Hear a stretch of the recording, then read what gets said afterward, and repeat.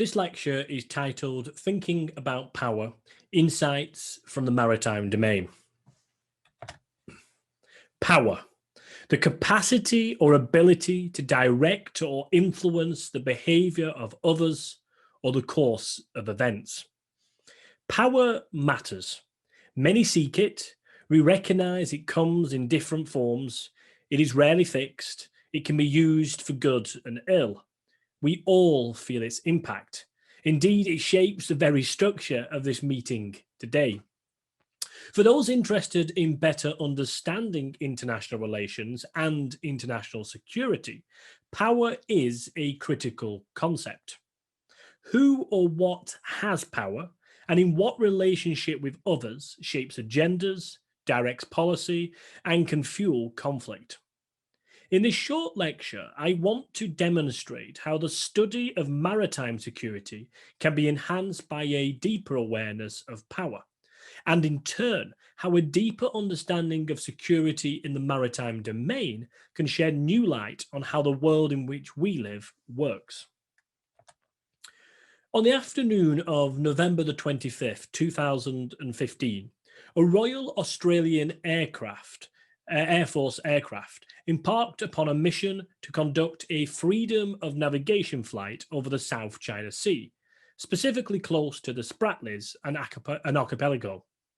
In an audio recording published at the time, the Australian aircraft was heard to say, and I quote, China Navy, we are an Australian aircraft exercising international freedom of navigation rights in international airspace in accordance with the International Civil Aviation Convention and the United Nations Convention on the Law of the Sea, over. No response came from the Chinese authorities positioned in bases across the islands. This activity by the Australian Air Force was just one example of increased tensions over the Spratly Islands. Positioned within the South China Sea, this chain of islands and reefs are claimed in whole or part by China, Vietnam, the Philippines, Indonesia, Taiwan, Brunei, and Malaysia. There are vast oil and gas fields in this area, significant fish stocks, whilst their position within the South China Sea has strategic significance, considering the sea is traversed by approximately a quarter of global shipping. Now, a detailed assessment of the claims and counterclaims over the Spratly Islands is beyond the scope of today's lecture. Most of the countries with a claim draw upon rights set out in the United Nations Convention on the Law of the Sea, whereby a country may claim an exclusive economic zone of up to 200 nautical miles from a country's baseline, giving them access rights to all living and non-living natural resources within the water and under the seabed. For China and Taiwan, claims of sovereignty over the islands stem from their location within an area demarcated by a U-shaped 9-dash line, found on a 20th century map stemming from historical claims of the discovery of the islands. Now, complicating matters further has been the creation of thousands of acres of new land in the Spratly Islands by China since 2013. As the Asian Maritime Transparency Initiative notes, UNCLOS affords different rights dependent on the geographic characteristics of a landmass, and I provide a few examples on this particular slide. Now, perhaps unsurprisingly, there have been debates over when an island can be described as an island and what legal status and rights artificial islands and the reclamation of land have under UNCLOS. These maritime territorial disputes are not the only ones globally. For example, there is an ongoing legal dispute between Kenya and Somalia over where maritime boundaries fall, important because of rich hydrocarbon potential in the area. Whilst there's growing concern over potential tensions in the Arctic Sea, as melting ice further increases the potential for resource exploitation and transformations in maritime transport routes. Beyond the claims and counterclaims in the Spratly Islands, what is clear is that China's construction of ports, airstrips, and military installations in 7 outposts has led to heightened debates over sovereignty, militarization, and strategic ambitions in the region. Underpinning this entire case study, from the Australian flypast to the Chinese land reclamation to the assertiveness of the USA and its regional allies, is power. Who has it, for what ends, and with what consequences?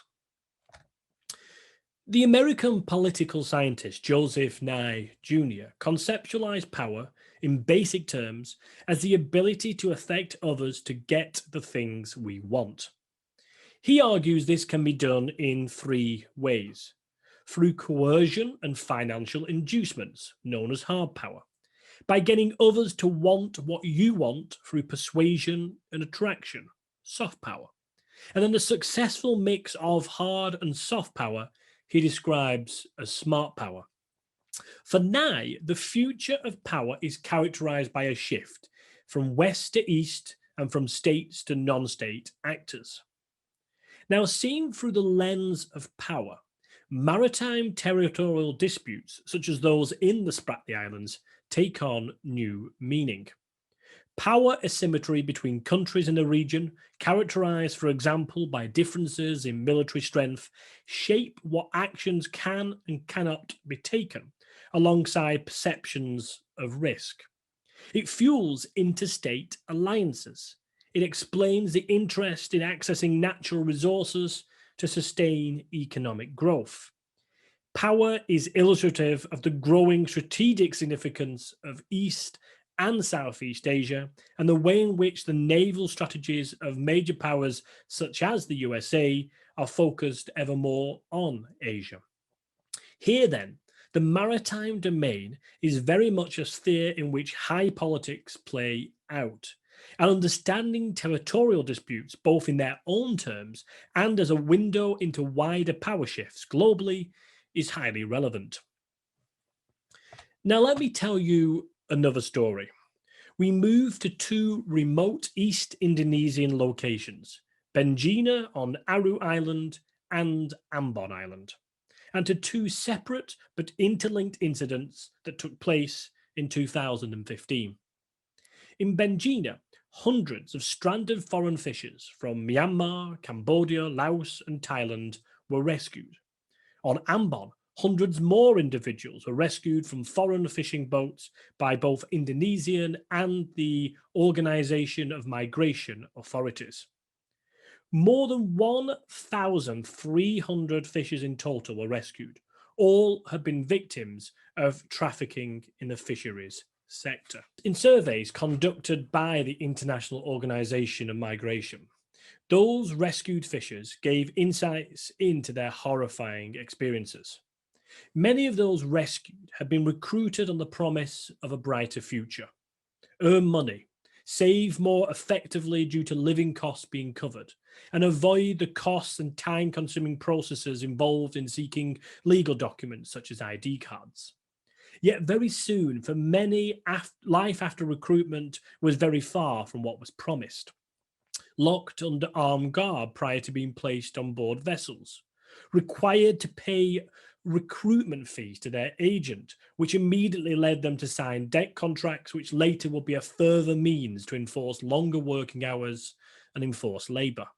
Indeed, if the fishers were even offered their seaman's book, a continuous record of a seaman's service which certifies their status, it was often held by their captain to control movements and prevent escape. Others were given false identities to facilitate fraudulent documents. On board, excessively long hours followed, 16-hour working days plus. Many of these victims were prevented from moving freely on board the vessel. Living conditions were unsanitary, adequate food denied, some were thrown overboard. Here we saw an example of a group of individuals who were, in any interpretation, powerless, their human security diminished. They were victims of human trafficking and a further illustration of organized criminal activity taking place in the fisheries sector. Activity that also includes document fraud, drug trafficking, corruption, tax and customs evasion, to name just a few examples. Collectively, these are commonly referred to as fisheries crime. Now, these crimes are often, although not exclusively, associated with incidents of illegal, unreported, and unregulated fishing that takes place globally. According to the Food and Agriculture Organization of the United Nations, IUU fishing represents up to 26 million tons of fish caught annually, valued at between 10 and 23 billion US dollars. It can destroy fish stocks, undermines the livelihoods of artisanal fishers globally, and challenges the good governance of the oceans. The Spratly Islands and the victims of human trafficking in the fisheries sector, two cases, in many ways, two very different cases. Yet they are united by their ability to shed a light on insecurity associated with the maritime domain, and united in providing an insight into power relations today. The power and powerlessness of states, the power and powerlessness of individuals. Now, many people have some understanding that the world's oceans and seas and those who live and work on them matter. They will remember that approximately 71% of the Earth's surface is covered by water. They may be aware that by volume, over 80% of global trade is transported by sea. The computer I'm using now, the clothes I wear, and the tea I'm drinking likely came to the United Kingdom by sea. Yet a deeper understanding of the security dynamics of the maritime domain is less prevalent. There remains a level of sea blindness, an inability to appreciate the significance of the maritime domain and connect to maritime issues, both amongst the general public and policymakers globally. Studying maritime security can help change this omission.